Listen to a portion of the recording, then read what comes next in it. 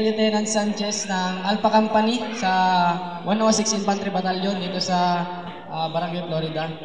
So, ngayon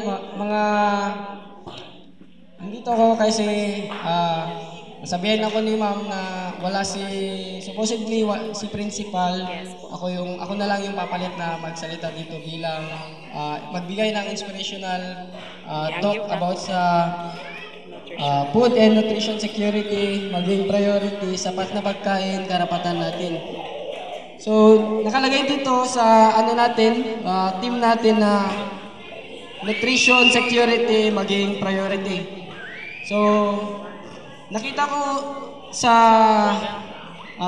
inyong mga nakapresent na mga dala is mga fresh na gulay, prutas, na nakita ko na yung barangay nyo is mayaman sa gulay, sa mga prutas.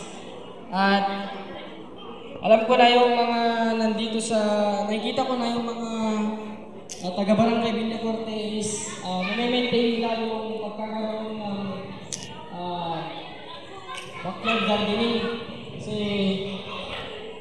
ang dami nyong dalamang mga gulay, which is magandang ehemplo para sa mga bata na nandito para ma-inspire sila na bilang mga magulang is ang pangunahin na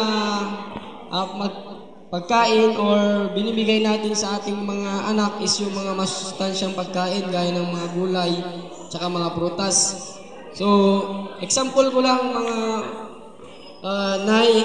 tay is yung aking lola na 90 years old, which is malakas pa, nakakapaglakad pa, nakakakita at nakakadinig pa. Na maintain niya yung kanyang edad na 90 years old because sa pagkain ng mga gulay-gulay. At doon lang din kami nasanay na sa aking lola na pagkain ng gulay o sa probinsya namin is mga gulay-gulay lang din yung mga karaniwan na pagkain. So, yun lang sa akin kap is masabi ko lang talaga ulit is yung barangay is mayaman siya sa resource ng pagkain na mga healthy. Yun lang, kaya buntag sa